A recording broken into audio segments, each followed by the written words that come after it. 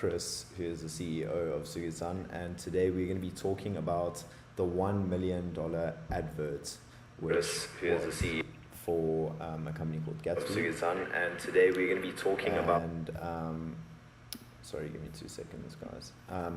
And basically the process that went into working out what would work for that ad and what made it so successful. So we got the creators of the advert in Rui and Alexandra, and we've got Chris and myself to kind of facilitate the conversation and provide some crazy value for you guys. So I don't know if Chris or Rui wants to start off with kind of telling the story of Gatsby, just to give some context to everyone who's watching.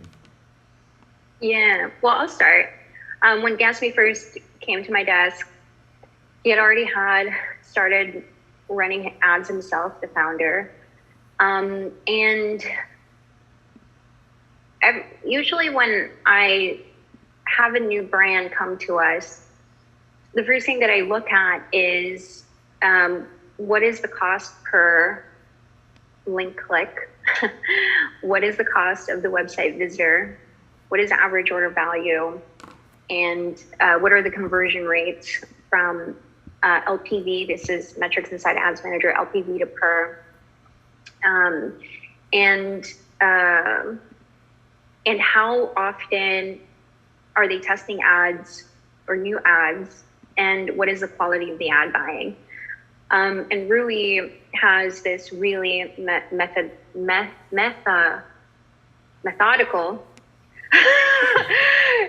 very granular analysis, which essentially at the end of it provides his recommendation on the quality of the ad buying.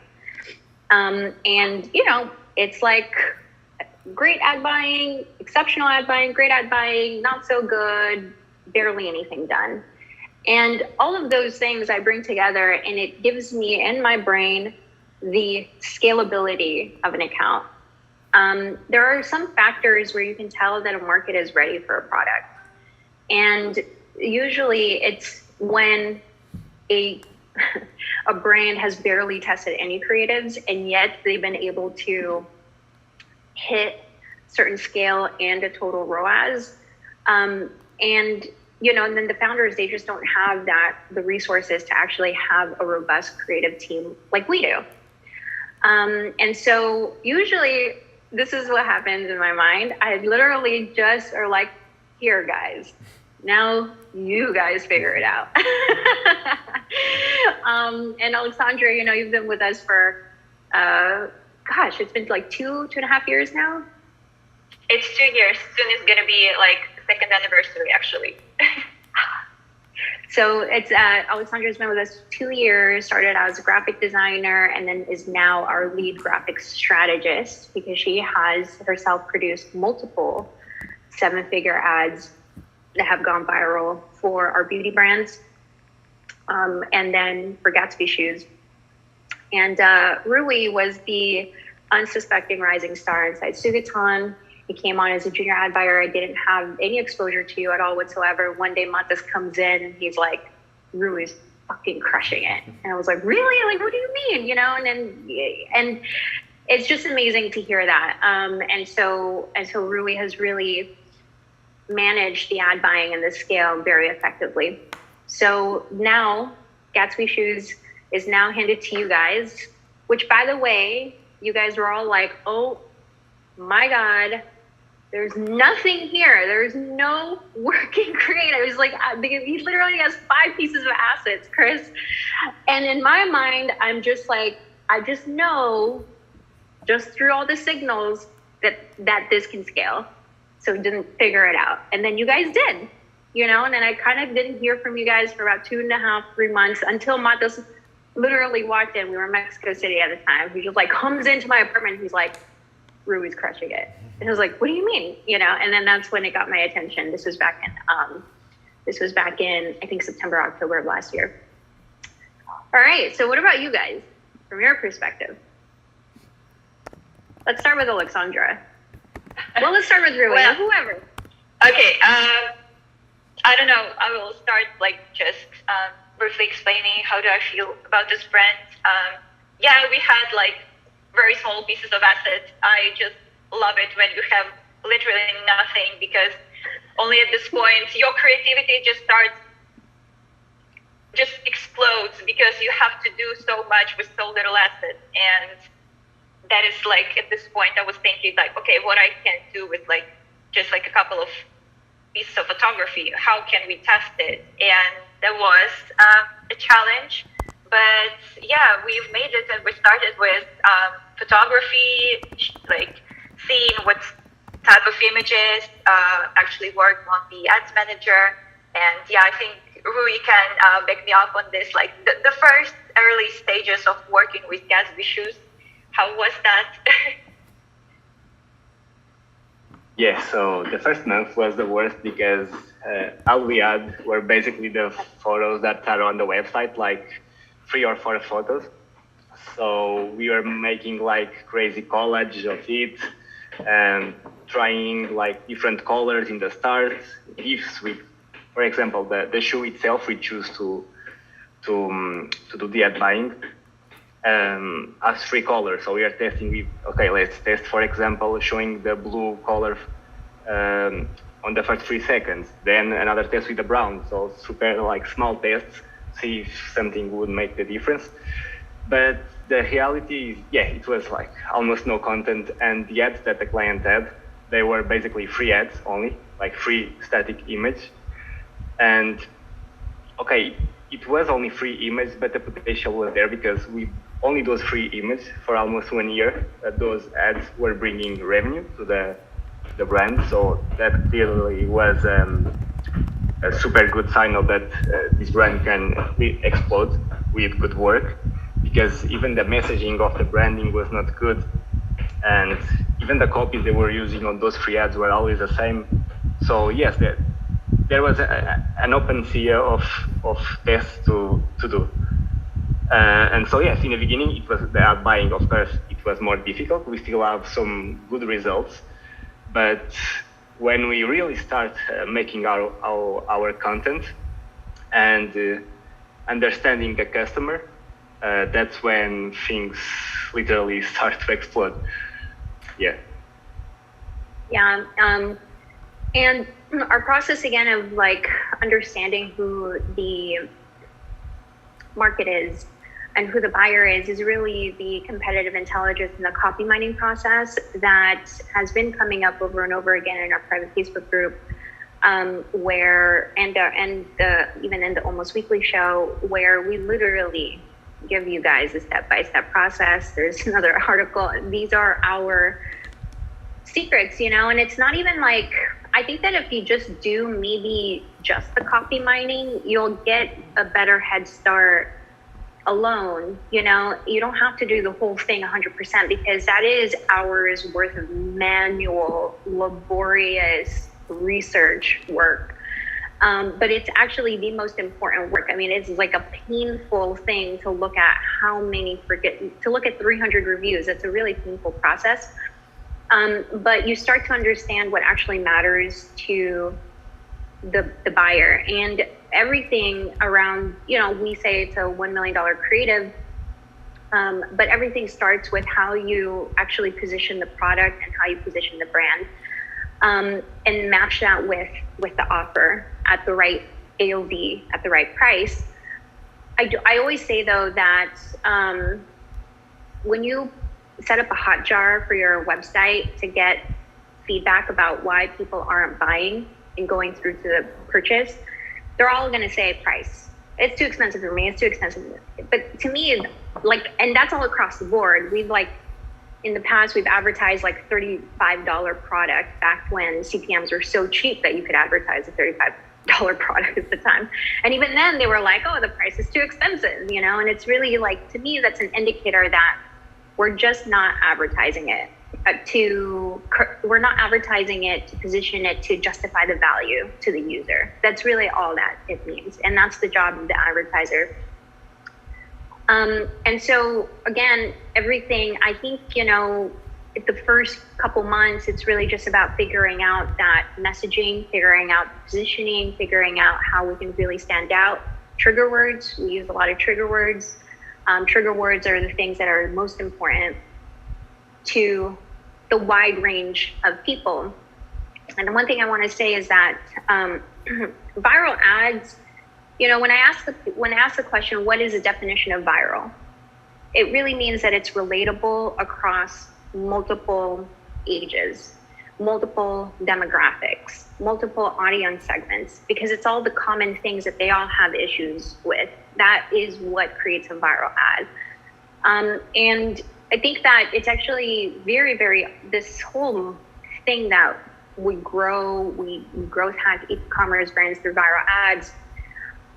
It's very opposite from how brands have just grown organically in the past, which is not through virality. It's about this audience segmentation. Who is this person? They're 18 to 23 years old and they're into gaming and it's a guy and he's in college. Great. Yeah. That's true too, but that's not what's going to make it viral. You know what I mean? If you're just only speaking to just that demo. And so copy mining and competitive intel is the process in which we understand, because when you do copy mining, which is just studying a shit ton of reviews all over the website, you can't see how old they are. You don't know if they're a dad. You don't know if they're a college student. You don't know if they're a teenager or if they're a 45-year-old, but they're all saying the same things. I don't like dress shoes because they're super painful and I get blisters. It's a common pain point. And that's your job as an advertiser, is to really just understand that. However, I think that, Alexandra, for example, who's been doing this for 2 years, her intuition has been really fine-tuned and built to the point where she actually knows all the shortcuts right from the gate, because she has experimented with so many formats already that she's all right, I already know that this is how the product needs to stand out. I know the positioning of the copy, et cetera, et cetera. So that's the most important part, is really positioning. Now let's go into your guys' iterations of the ads. So Rui, you ready to show the iterations? And maybe Alexandra, you can talk about it. So what we're gonna walk you guys through now is the iteration of the ads, the first version, how that went up, the second version, how did we know to keep optimizing it, second version, third version, fourth version, et cetera, et cetera. So yeah, let's start. I can start. Basically, we saw that our audiences react more to this particular type of shoe, black Oxford Derby shoes. And they, the simple image worked fine already on the ads manager, which says that we can create multiple variations out of this one image, optimizing it with different headlines that would mention the pain points that would be relatable to our audience. Our copywriter did a copy mining and created a bunch of headlines on different topics, and we were simply testing images and simple videos of the product with different headlines. And out of all of these tests, this ad that Rui will be better if you show it.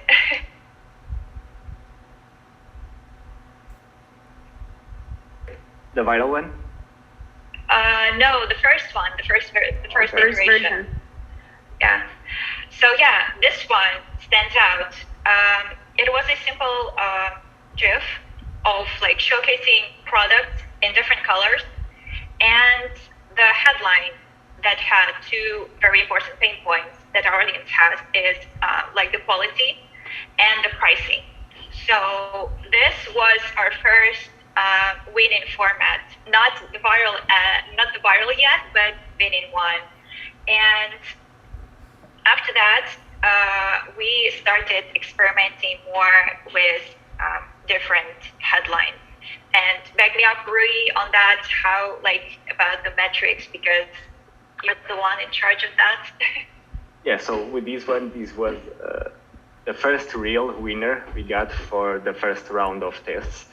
You could see that, it was close to the ROAS that we wanted. And sometimes it was above even, but it was not that stable. But the potential was there. Here we are focusing on one of the benefits that we gather from the copy mining that is like premium leather quality and shoes without the premium price. It's affordable. So quality, affordable. So we could see that, okay, this is one thing that is working. So we start to make more variations of this one and we saw that this was working, so we made more variations in terms of creatives. But then, I don't know, Alexander, if you want to continue or not, or can I explain this? I can explain this one. Yeah. So as a creative strategist, I'm on a constant search of new angles, new headlines, new design approaches, like everything. And during one of the brainstorming sessions, I was searching the website, and I found on the product description that something that we're mentioning, also sneakers. And I came up with this simple comparison: dress shoes that feel like sneakers. And I initially felt that this is it, because this headline has the potential to be viral because of a couple of reasons.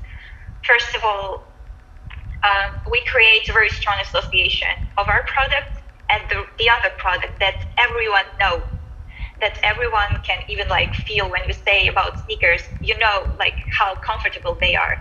So this strong association, I knew that it has a chance to be to actually scale, that this is the angle that can be winning. So we started creating different ads with this headline, and the ads that had this headline that we're mentioning, this comparison, showed better CTR, better engagement. They had signs that this angle can have a chance to be potential viral. Yeah. And Alexandra, the product photography that's there, was that already on the website? And did you just recreated that, or you guys created that? The images was provided by client. These are one of these 5 or 6 images that we had initially. So. Oh, you guys really maximized it was there then. And we were trying our best. This video footage. This video footage was created by our video creators.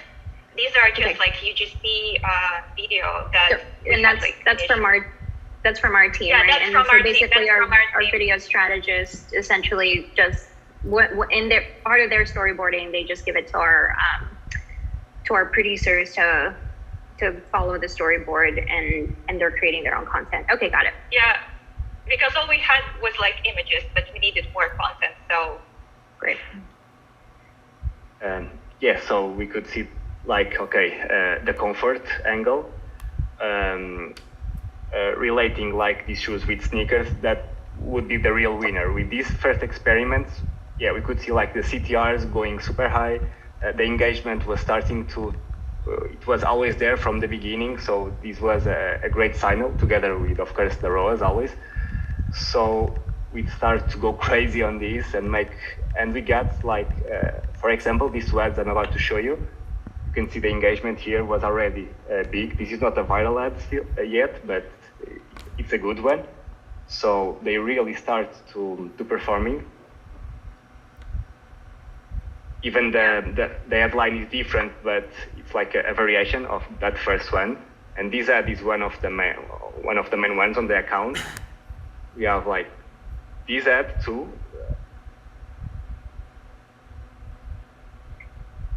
What's interesting about this ad versus the first ad, the one that you showed right before this, is that you can't really see the crisp clarity of the shoes in this one. The lighting is actually not that good. And so to me, it creates probably a little bit of confusion as to exactly what it is. Whereas if you go to the other ad, the one right before this, you see how you can see that it's so clear. It's natural daylight, and already it's you're on the street, you're starting to see yourself walking down in those because they look sleek. Whereas the other one, it's hard for them to fantasize themselves actually wearing the shoe, because you can't really see it. And so I'm not surprised as to why the other one didn't really perform as good. the lighting is just too. Yeah, this was obviously better than this one, but even this one got some interesting results. And yeah, so things were moving. We are like starting to scale just with these ones until we get here. Alexandra, want to talk about it? The first variation. We saw like from our previous test that this format for the ad, like this simple GIF, it's working and it's like really nice. It has like a very good purchases and CTR, all the metrics, and we already found this like winning angle. So in this case, it was basically putting a winning angle with our winning like design and combining it together. We created the ad that later became viral. So this was our like initial ad with this copy and this design. But yeah, later we tested different ad copies, and yeah, after that step, like the final viral ad was found. So yeah, you can continue on that.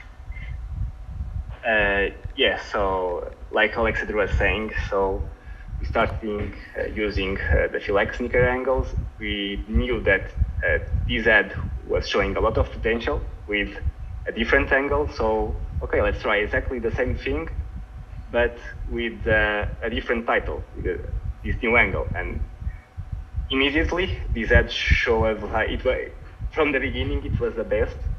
The sales were coming like on the first day. I mean, you just can see it that it's a special one when you have so many sales happening on the first hours. And yeah, but still we didn't stop here, because if you stop here, we are not having the full capacity of the ad. We really want to squeeze the ad until the max so we can scale it. So what we did after this winning version that was scaling, we start doing variations with different copies. We made about 5 different copies. We test them, and yes, it can make a simple copy can make the full difference on the ad, because things went from crazy to super crazy. And when we, as you can see, the copy it's a short copy. We tried longer versions and shorter, and this version was really the best one, because the copy was more related to the headline here, and we trigger basically a problem a lot of people have, that is sore, painful feet. Like Chris was saying in the beginning, that's a thing that doesn't have an age. It can be a 18 years old person or a 60 years old, and so this ad is for everyone, every man basically. And yeah, as you can see from the engagement, it's not only engagement, it translates to sales too. This ad right now on Ads Manager, on Facebook Ads Manager, has 500,000 Facebook revenue attributed, but it's way more than that, because you know that Facebook does not attribute all of the revenue right now after iOS. So probably it's not on the 1 million yet, maybe about 700, 800, but of course it will get there, because it's still working. It didn't die. So it's amazing how this ad does such amazing things. Yeah, go ahead and play it, Rui. And I'm just going to add to that. So I always say to the founders, we are building assets, because this is now an asset. It is one asset and an asset is defined as, once it's built, there is no more extra effort on the founder side. It is an ad that will continue to generate revenue over and over again. And after we leave, after we moved on, I mean, it is literally an asset. And that's why it's worth going through so many iterations and optimizations on such a granular level in order to get to the viral ad. There's just so much that actually goes into it's not. And I think that for maybe there's a misconception that maybe if you just put up something once or maybe 5 times or 10 times, and then you'll make the effort to get the viral ad. But it really is like a very specialized skill set to get to this level of like getting to a viral ad. And I remember when I did AdWorld, and I did the breakdown of a $3 million ad, and for sure that ad at that time had already generated the business that much money. And I watched a review, somebody else on YouTube posted the review of my AdWorld, and they're like, this one pissed me off because like they were like a creative studio that had like all of the hi-fi, they had invested in all of the equipment, and they're like, this one pissed me off because it just seemed like such a simple ad. It was me just creating a UGC, and then we had like the still images of the after, what they're gonna get if they, that showed what you're gonna get if you watch this video. And they were like, this thing actually generated $3 million, right? And I'm like, yeah, the outcome of it, it's not highly produced. It's a totally different skill set and discipline. It's not technical on the visual aspect of it. It's not technical expertise. It is literally A/B testing and following the format of A/B testing, following the breadcrumbs. It's all these nuances, because we've seen it where we just change one little thing and then it just goes viral. And I think I want to just make that very clear for a lot of our viewers. There's a lot that goes into it, even though it seems like it's such a simple ad. But believe me, there's a lot of brain power that was put into this. That's my dog. She's having nightmares. I don't know if you can hear her. I just want to. Okay. I just want to kind of jump in a little bit because we've kind of discussed the main ad here. We've got quite a few questions coming in on YouTube from viewers, and we're also open to, if anyone watching the stream wants to actually join the stream and ask anyone here a question live, you can send us a DM on Instagram and we'll send you the Zoom link so that you can ask your question. But I don't know if you guys have time to answer a few questions just about this ad specifically. Yes, I want people to come into the Zoom. This is really important. I want them to come into the Zoom, ask your question. I want to see your face, so have your camera on and have good audio. Yeah. It's just while we wait for people to pluck up the courage to maybe join the Zoom, should we answer a few of the text-based questions as well quickly? Sure, yeah.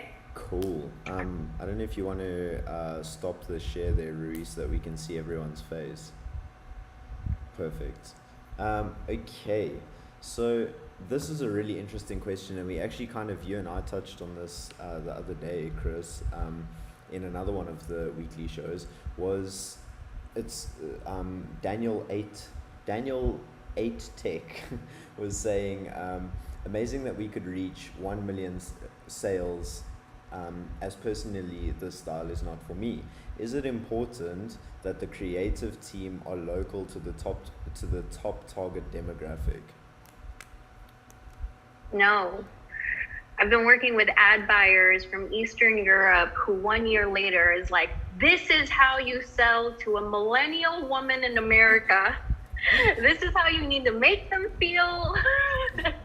These are like so far in understanding, a beauty, like obsessed millennial woman in America. I mean, it's like a totally different culture and everything. So no, they don't need to. You really just need to follow the data, and the data will tell you. And it's really just about setting up a structure to mine that data and to do it sequentially, step by step, and doing it together, and everybody coming in together and actually adding on to each other's ideas. Because one thing I've learned over the years is not one person actually knows the answer, and that it's really important that everybody has different perspectives. And in one meeting, we call it the sprint, this is our operational framework inside Sugatan, that they come in and they start to build on each other's ideas. And it's even happened to me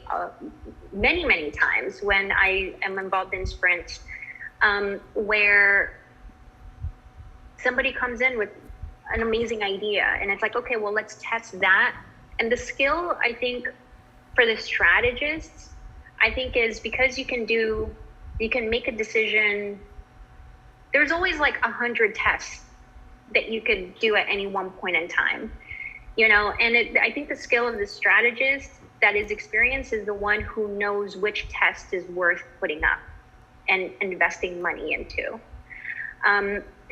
Right, guys? Like, that's really, to me, the skill of the strategist. After all the ideas are exchanged, it's like, this is the one that is actually worth the investment.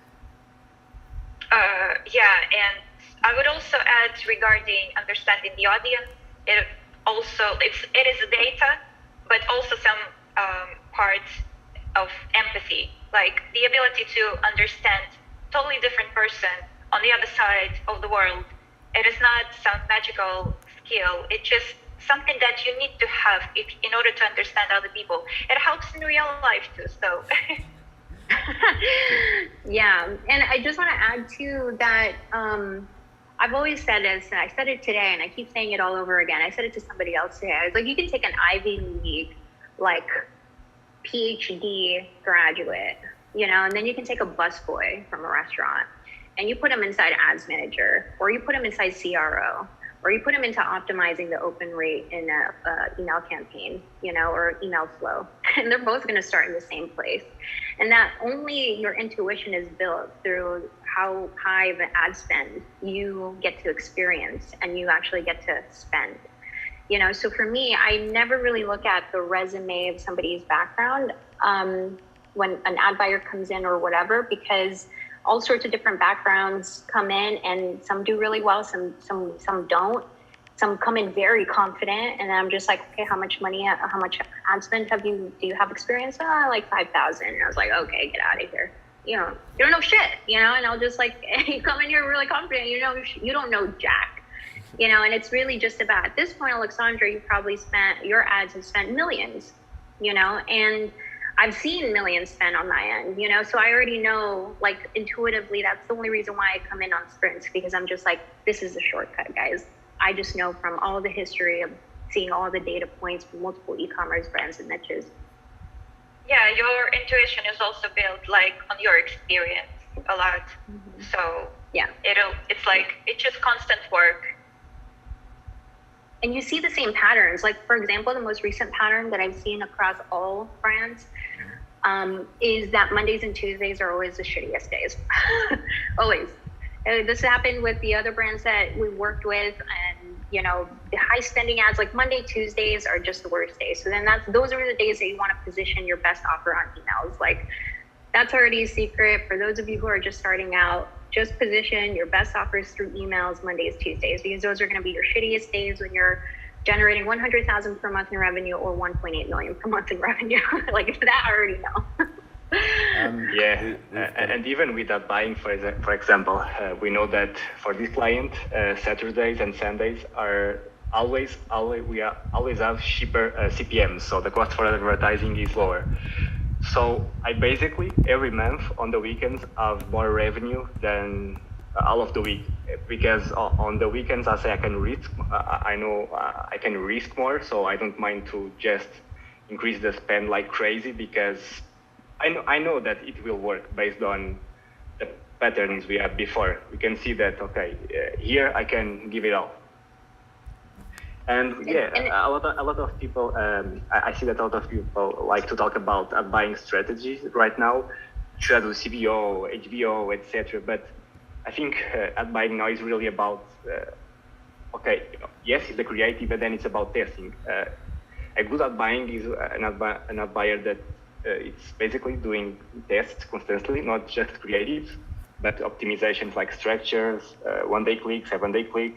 Because yes, with this ad, we tried a lot on 7 day click, then the performance was start to drop. And believe it or not, when I tried 1 day click, it was like another round for that creative. The results were the same or even better too. So 100%. Yeah. For me, just so you guys know, from my perspective, there has to be a really good balance between the ad buying and then the creative strength, the ad buying strength and the creative strength.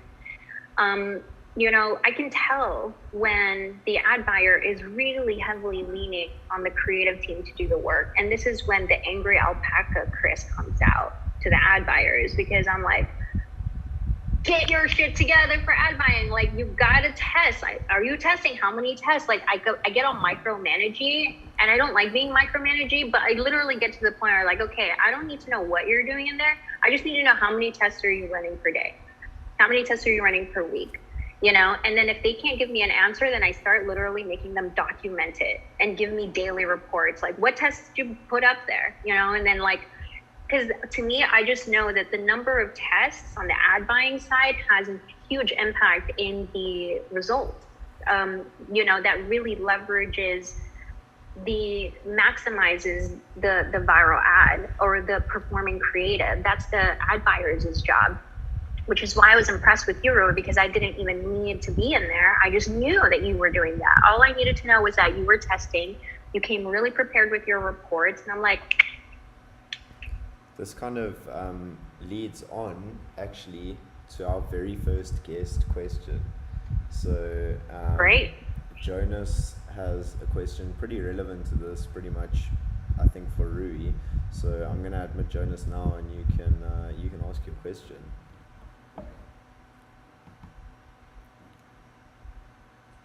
What's up, Jonas? Hi, hello everyone. Hi, welcome. Nice to meet you both on YouTube and on Zoom. So I do have this one question is, how do you guys look at these tests when do you have such a small variables, and how much do you spend per test? Because for us, we're testing 700 creatives per month.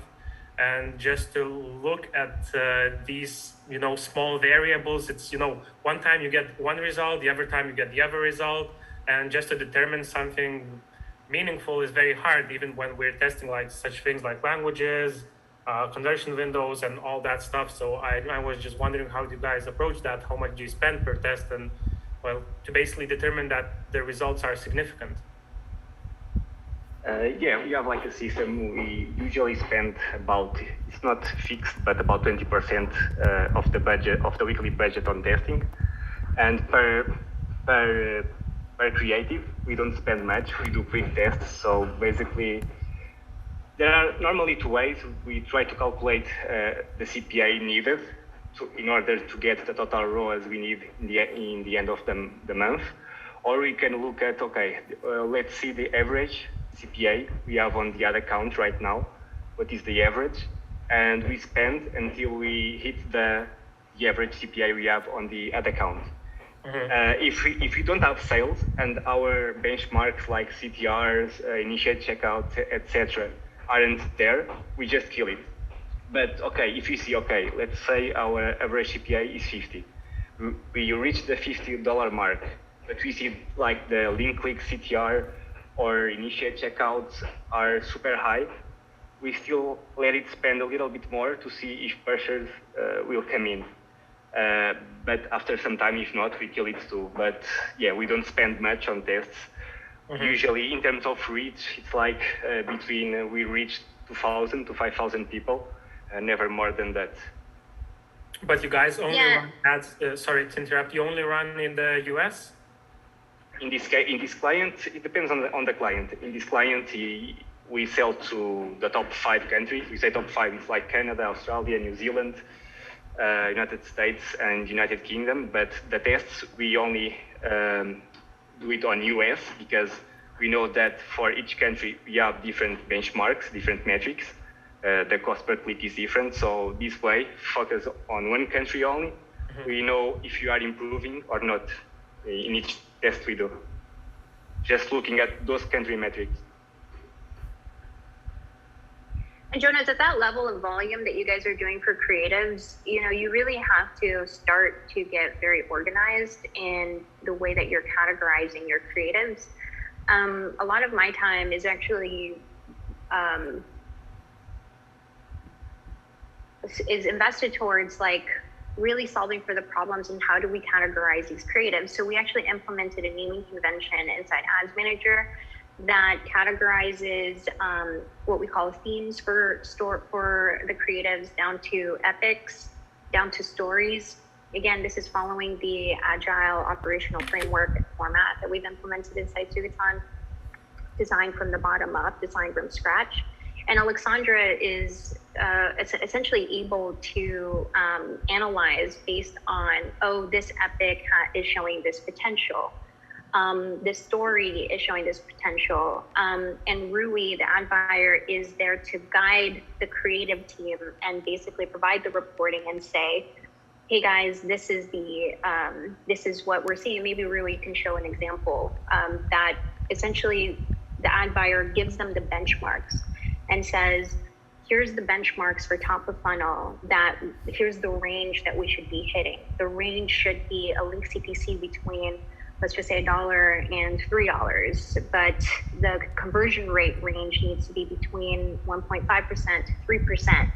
Because in the very first version of Sugatan, we used to focus on like link CTR being the metric, but Matas, our director of acquisition, he was really like, this isn't right, because for every creative, for example, because we have two teams, we have a video team, we have a graphics team, and historically shows that graphics ads has a much lower link CTR, but then they have a higher conversion rate, and sometimes they have a higher average order value. So then it still shows a positive ROAS, or it shows that it's meeting the target ROAS. And so we went through a process of like, now we actually have a breakdown of, graphics has to meet this benchmark range and videos need to meet this benchmark range. Video has further reach, they have a higher link CTR, but they have a lower conversion rate, they have sometimes a lower AOV. But in the end, it all comes out the same as whatever the 2x total ROAS that we're hitting for, right? So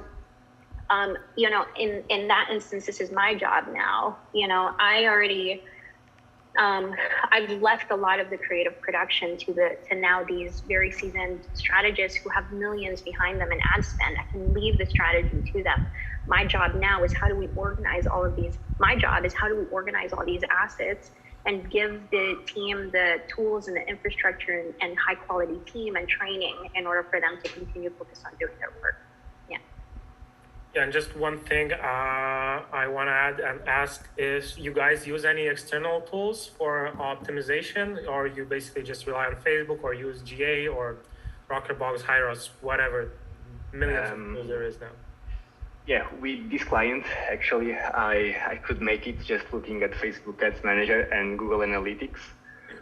So it's a little more time consuming because every day, basically I'm on the ad account every day looking at what I get on Google Analytics and what I get for the same ad on Facebook. And yeah, Facebook has that 72 hours delay for the purchase to come. So I try to look like at the last 7 days for that particular ad and comparing the Google Analytics ROAS with the Facebook ROAS. And most of the times they are similar for me with this account. So I make my decisions looking at both places. It's not looking at just one, but usually I trust more on what I see on Google Analytics, because I know that for my experience, what is on Google Analytics, those purchases happened. They really are there.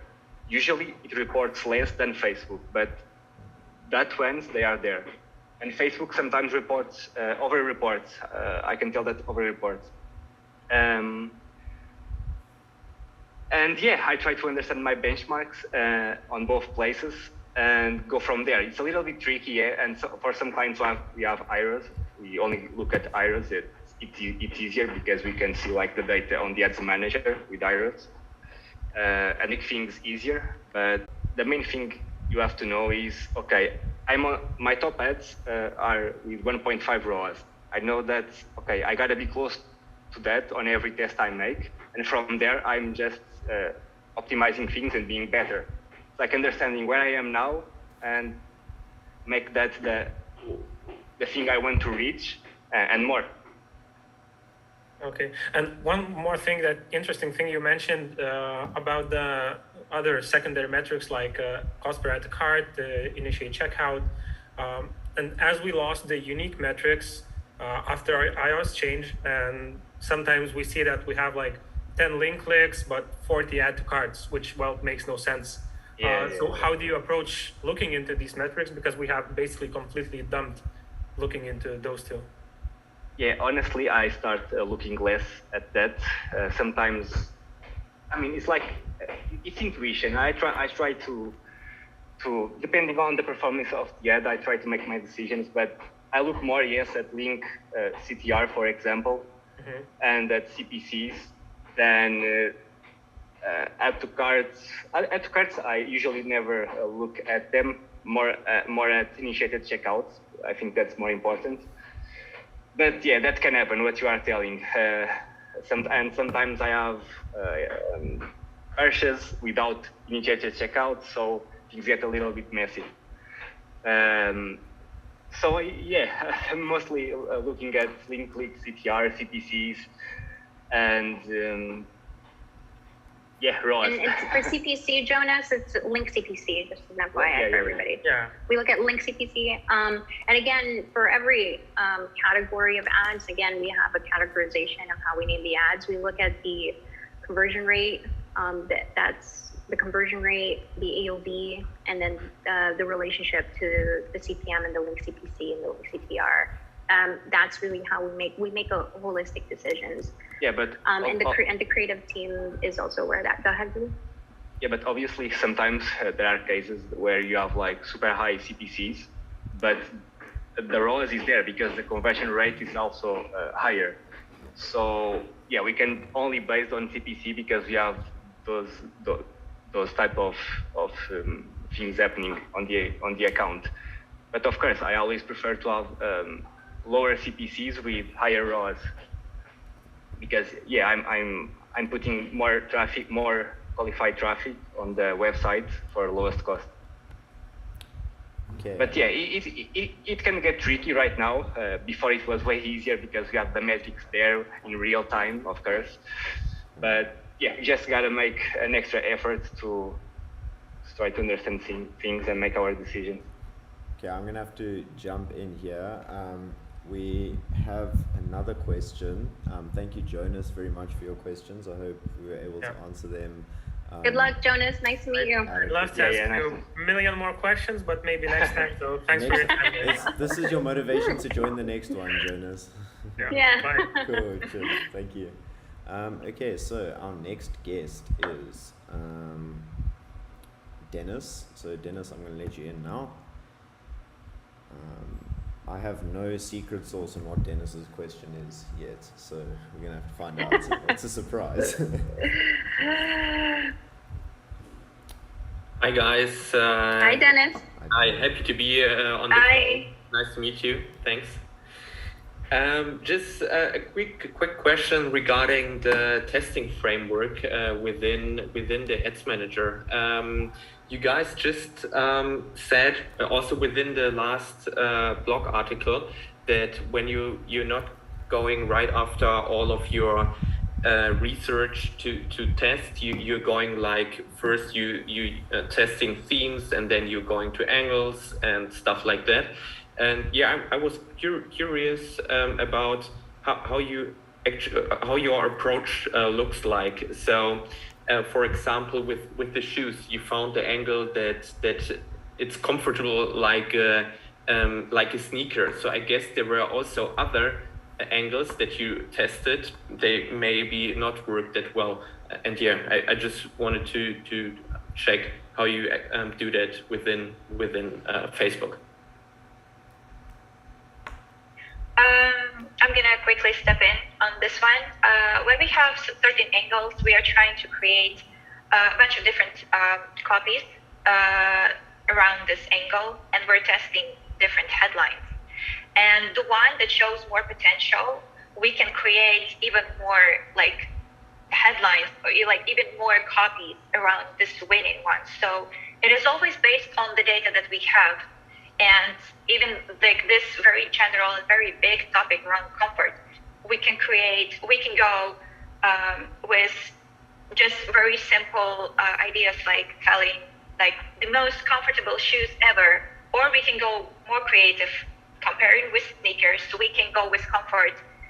For example, focusing on specifically the soles, how they're flexible, showing how like you can squeeze them and everything like that. So within this very general angle, we have multiple different topics and we test them. And later on, based on the data that we have from the ads manager, we got the one that shows the most potential, and we start working on that. So that means that, for example, if you have these, so does it also mean that you, from time to time, use maybe the same image with different headlines where you're talking about different angles, and are you putting them all in one ad set, or are you testing it like in different ad sets so that you can make sure that everyone gets enough ad spend? Yeah, so usually on the creative testing campaign we don't include more than 5 ads on the ad set because if that's just too much for Facebook right now. And basically when we found like a creative that is a potential one or a winner, we move it to a separated campaign and we duplicate, for example, that ad 5 times. And we test like 5 different copies, 5 different headlines, all on the same ad set. And yeah, basically Facebook will tell us which one is the best one, because usually where Facebook spends more is the ad that will overall has the more capacity to scale, because sometimes we have like 5 ads in the same ad set and we can see in the beginning that, okay, this ad has a super high ROAS in the beginning, but Facebook is putting more spend on another one and that has a lower ROAS, and you are like, why is Facebook putting the money there if it has lower ROAS? But usually what that means is that, okay, this one has the most probability to scale. Maybe the ROAS can be a little bit lower, but you can spend more and it will die later. And that one that is having like a super high ROAS at the beginning probably is not 100% rule, but will die with lower spend. But yeah, we test them basically all on the same ad set against each other. And when the KPIs are not there, we start to turn off the ads and until we make our conclusions. Yeah. Okay, and that's basically also a question from Jonas. So can you tell me how much ad spend do you take to until you turn them off? Is it like 2 to 3 times the CPA, or yeah, how do you handle it? I mean, if I don't, yeah, for testing, we have our benchmark CPA.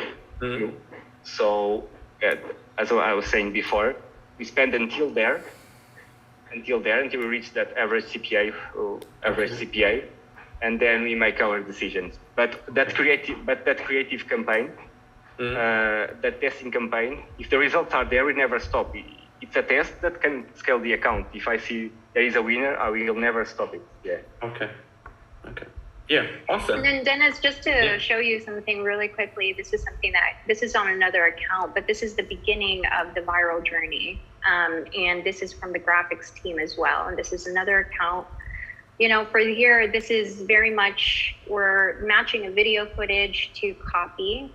This went on to creative testing. He tested it against the CPA. And here are the benchmarks, right? This is the benchmarks. This is what the ad buyer provides the graphics team and the creative team. Here are the benchmarks, and here's the performance of this particular ad. Now, this ad isn't viral yet, but it's showing very clearly that this is actually meeting the benchmark performance. And so she's saying her conclusion is the ad has potential, could be optimized. And then they have the next set of tests. And then the epic, this is again our categorization. for how we name the themes and epics and stories of creatives. She's saying it's double chin plus trigger words. So it's very organized in the sense of how we actually analyze, especially at the volume of creative production that we're putting out there. So it really is, you have to have really strong ad buying matched with really strong creatives, and then the analysis and comparison and having a structure to qualitatively analyze has been a tremendous process for us. It's one of the reasons why we go radio silent, is because we're really busy trying to create this infrastructure essentially. Yeah, so hopefully that gives you, because now what they're going to do is now they're going to, basically start optimizing on this copy until we get that hit, just like very much like what we showed with Gatsby shoes. Multiple iterations, all the signals showing, oh, this has potential. Now we're going to stay here for the next few weeks until we get the hit. Yeah, no, I'm totally with you, Chris. I'm also, you mentioned it before, it's crucial to implement a naming convention. So that's the only way that you have the chance to have an overview about the performances through all the campaigns and ad sets. Okay, awesome. Yeah, many thank you guys. It was a pleasure. And yeah, talk to you soon. Take care. Thank you. Thank you. Thank you.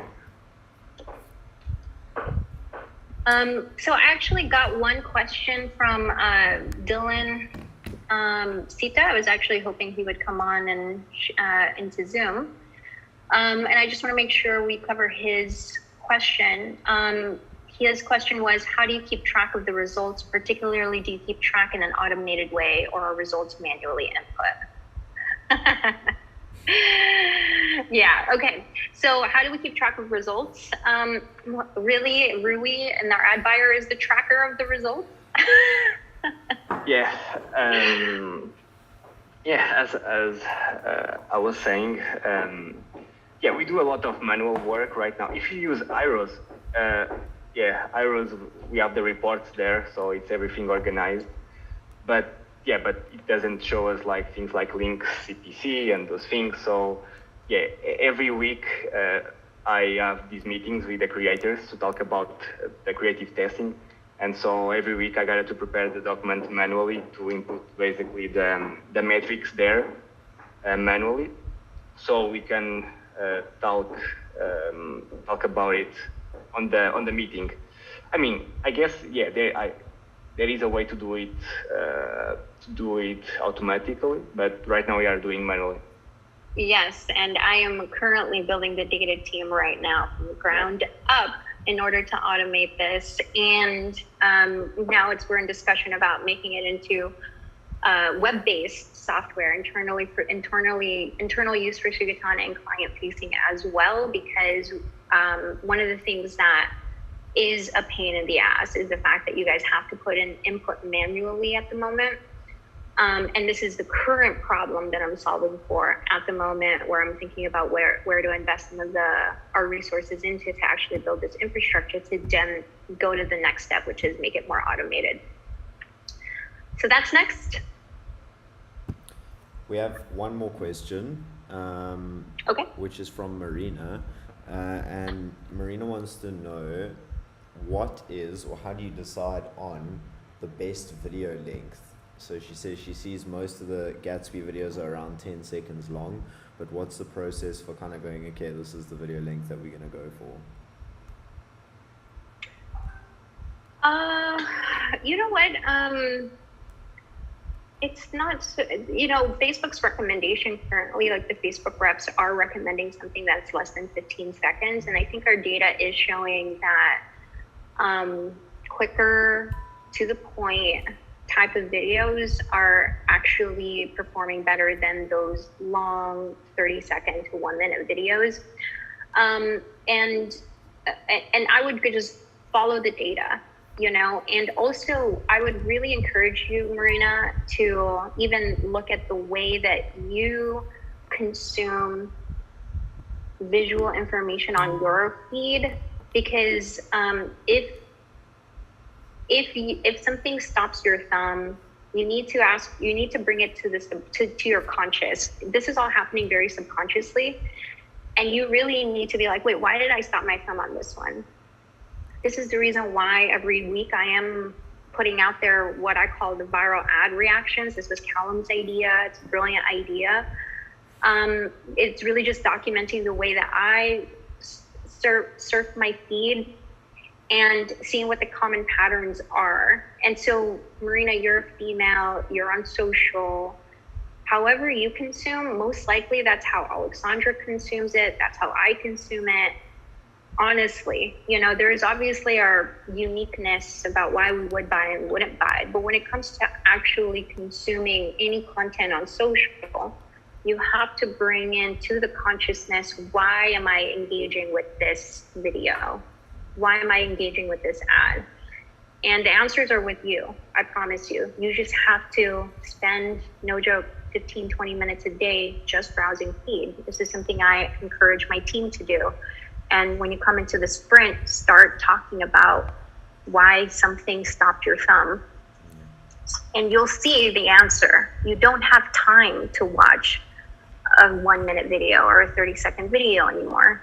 You just don't. Maybe you will if it's super engaging, like saving a dog with 2 legs. I mean, I'll watch that for 9 minutes on YouTube, and the transformation. But we're talking about, like, how do you get a brow serum? Would you spend $60 on a brow serum if you saw the transformation? You just need to know in 15 seconds, does it work? Okay, here's the before sparse, shitty eyebrows to now full bushy eyebrows, and that's all you need to know. And I'm like, okay, I'm interested. You check out within 2.5 minutes. I think the goal is to get the important information across as quickly as possible. So 100%. without costing the information, you need to make the video, you need to get that across quickly. That's probably the balance that you have to find. Within the first 3 seconds. Yeah. Within the first 3 seconds. Yeah. You got it. Sorry, yeah. Yeah, and I'm seeing that pattern across all the accounts I manage, that on top of the funnel. So when you are basically showing ads to people that don't know you, you have to be fast. But on retargeting, there you can actually make a 30 seconds, 1 minute video, for example, with this client that we show. On retargeting, actually, longer videos are performing better than short videos because once the people knows you, she's like she will listen to you faster when they know you already. So yeah, we have like these retargeting videos of social proof, breaking objections, and when people already know you, they will see those videos until the end. But in the beginning, to capture attention, you gotta make flashy things and show basically what the product does, what benefit that person will get with that product fast, because they just don't have time to watch everything. Yeah, cool. So I think that answers Marina's question pretty well. We got another question that just came through. I think this is probably the last one. And it is from Santiago, and he says, do you prioritize testing headlines or image creatives first? Headlines. Chicken or the egg question. Yeah, like what comes first, headline or or the image itself? Well, I can say on the example of this brand with shoes, that first we had 5 images, and before we're starting very much digging into copy mining, we started testing the images that we had. And we first saw results from some certain images. Then later on, we were optimizing with headlines. So in this case, the image was first, the headline was second. But it's also... It's really, and again, in this instance, go ahead, Alexandra. Yeah, I also wanted to say that it's in the very beginning, but when you found your winning angle, your winning headline, you can use this headline across different ads. Yeah. So this is like a vice versa situation when you have your winning copy that you can use on absolutely different ads. Like Dominic was saying to us, Chris, that's also, by the way, we've got a weekly show coming out next week as a follow-up to this one. So if you've enjoyed this one, there's another one which is about a viral video. But like Dominic was saying to us, videos were tested that looked like winning ones, but as soon as you changed the headline of it, it became a winning video. So it's the image can stay the same, the video can stay the same, but the headline as well has a massive impact on that. Yeah, actually, for one of our other accounts, no joke, we spent 1 week, 3 hours just being like, what is that opening frame should be like?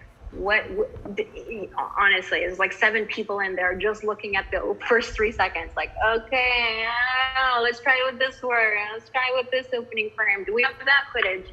And we have like 3 meetings throughout the week just about opening frames, because it's the most important part. And that headline is part of that opening frame. Super important, because again, like Rui said, and Callum and myself and Alexandra, we got to deliver exactly what we're pitching them right from the very beginning. Yeah, and people will stop on your ad if you have an headline. They will read for sure, because if was nothing there, just a normal like scenario, things moving, it doesn't make you stop. But if you see an headline, you have always the curiosity to, okay, what are they talking about? Then if the person doesn't relate to that, they will continue. But if relates, they will click the ad. It's like watching a movie without a sound. So you just see like a nice picture, but you don't understand what it is. But when you have a sound, when you see like the characters talking, you really understand what is going on there. Yeah. Guys, I just got an email that I just opened. We are going to be featured in an amazing freaking magazine feature here in Manhattan. Yeah, I know Tiara, who's our executive assistant. She's in the other room. She's probably like, I understand. I'm like, I understand. Super happy. Well, cool. On that bombshell, we're pulling out the Top Gear lines here. I think we've been already live for over an hour. I think we should start wrapping it up. Does anyone, Chris, do you have anything to say as a second bombshell 2.0? No, well, nothing. I think this is great. I think the only thing is that I am trying to create more time. Thank you, Rui and Alexandra, for taking time, because I know you guys are slammed and helping put the word out there to our community about what it is that we're doing. And I hope you guys get a lot of value out of it, you guys. There's a lot more that we have to share, as long as Callum bugs me and says, Chris, we need your viral ad reaction. Hello. And then, Rui, can you come on? And he's like, when Callum was like, I think I need to harass the team. I'm like, yes, you need to harass the team, because we are busy trying to scale the freaking accounts. So as long as that's happening, then yeah, we'll keep showing up for you guys, because one thing I also was thinking about, anybody who's in New York, I'm in Soho, in Manhattan. I really, on Fridays, this is my time to shoot the shit over happy hour with a glass of champagne. You can bring whatever. I really want to start building a community out in Manhattan, New York, for anybody that's around here. So, yeah. Cool. That's it. Awesome. Guys.